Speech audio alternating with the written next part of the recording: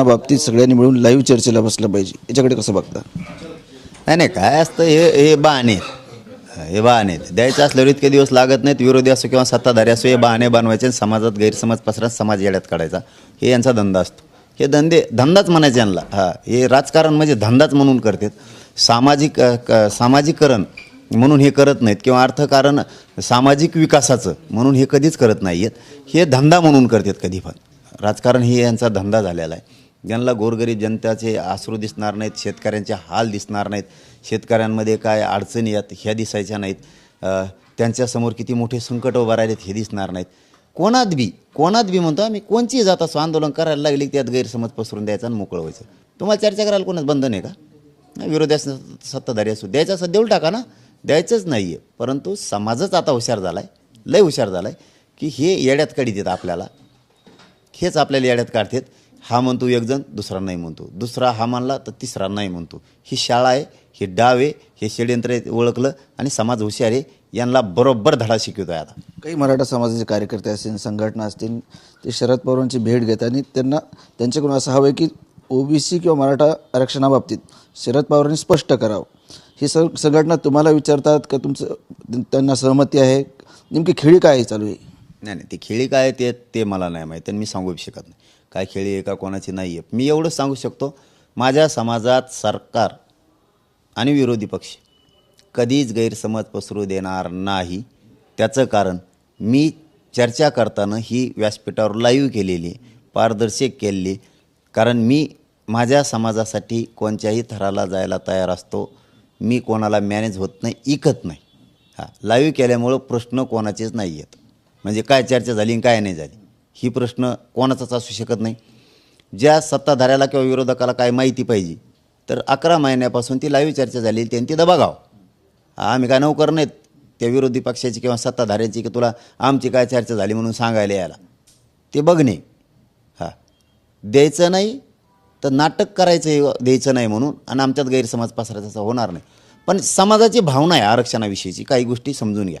याला वेगळं रूप देण्यापेक्षा किंवा वेगळा रंग देण्यापेक्षा घराघरातल्या मराठ्यांची भावना आहे की विरोधी पक्ष आणि सत्ताधारी का आरक्षण देत नाही. समाज तर विचारणार प्रश्न. मराठा आरक्षणाचा विषय असेल, तुम्ही सरकारसोबत जी चर्चा करता किंवा ओबीसी आरक्षणाचा बचाव आरक्षणाचा विषय हाकेंचा असेल, परंतु शरद पवार असं म्हटलेत की सरकारनं तुम्हाला काय बोलले किंवा हाकेंना काय बोललेत हे स्पष्ट करावं. तुमच्या काही जे चर्चा झाल्या जगजाहीर झालेत, परंतु शरद पवारांनी असं बोलणं की सरकारनं स्पष्ट करावं की तुम्हाला काय शब्द दिलेस, हाकेंना असेल किंवा तुम्हाला असेल. आता काय शब्द दिले त्याविषयी गेले त्यांचं म्हणून ते शिंदे साहेबाकडं. तिथं काय स्पष्ट काय झालं नाही. काय झालं तर असेलच ना, जाऊ द्या ना. मला काय, माझं काय म्हणणं आहे समजून घ्या की हे डाव दिसतोय मला, षडयंत्र दिसतंय मोठं विरोधीचं आणि सत्ताधाऱ्यांचं, दोघांचं पण. एकाने इकडे वेगळं बोलायचं, एकाने तिकडे तिकडं बोलायचं आणि मराठ्यांना येड्यात काढायचं आणि आचारसंहिता लुस्तर असंच झुलत ठेवायचं. मराठी लागले म्हणा तयारीला. मराठी तयारीला लागले, झुलवत नाही ठेवू शकत मराठ्याला तुम्ही. ते दिवस गेले आता येड्यात काढायचे समाजाला. जनतेला येड्यात काढायचे दिवस संपले. आम्हाला आमच्या जातीपेक्षा लेकरापेक्षा काय मोठं नाही. काही मोठं नाही. तुम्ही किती येड्यात काढतात. पण एक खरं आहे, समाजात प्रचंड नाराजी आहे सरकारविषयी, विरोधी पक्षाविषयी सुद्धा प्रचंड रोष आहे. समाज प्रश्न तर विचारणार ना, कारण सगळ्यांचं मत आरक्षण आहे आणि सगळेजण आरक्षण मागतायत. मग आता प्रश्न तर विचारणारच ते, कारण शेवटी समाज आहे. सगळ्यांचं म्हणणं तर एकच आहे, आरक्षण द्या. ते तर प्रश्न विचारणारच ना. फक्त कोणाचा जर काही गैरसमज असेल, चर्चा काय झाली बाबा माहीत नाही ती सांगा, त्यातून मात्र मी निष्कलंक आहे. लाईव्ह चर्चा केल्यामुळं घराघरातल्या माझ्या मराठ्यांना माहिती आहे चर्चा काय झाली, मागणी काय, सरकारनं काय आश्वासन दिलं आणि आपण काय त्यांना दिलं हे माहिती. कोणाचा जर काही प्रश्न किंवा गैरसमज असेल समाजात, तर आता प्रश्न राहिला विरोधकांचा आणि सत्ताधाऱ्यांचा, तर लाईव्ह ती पण चर्चा झालेली आहे. आम्ही सरकारला काय मागणी केली, सरकारनं आम्हाला काय सांगितलं आहे, सरकारला किती दिवसाचा वेळ पाहिजे होता ते करून देण्यासाठी, आपण किती दिला आहे, हे सगळं असल्यामुळं कोणीच कोणाला प्रश्न विचारत नाही. सत्य सांगतो मी तुम्हाला, समाजात माझ्या समाजातला साधा शेतकरी माणूससुद्धा प्रश्न विचारत नाही. त्याचं कारणच आहे, त्यालाही माहिती काय मागणी आहे आपली, काय चर्चा आहे आणि आपल्याला आरक्षण का देत नाहीत. विरोधी मिळू देत नाही, सत्ताधारी मिळू देत नाही, सामान्य मराठ्यांना आहे माहिती. त्यामुळे प्रश्न, आणि हे जर मी आंध्रात केलं असतं हेच, तर समाज संभ्रमात 100% ह्या सत्ताधाऱ्यांनी आणि विरोधकांनी टाकला असता, 100% टाकला असता. सांगा काय चर्चा झाली ती.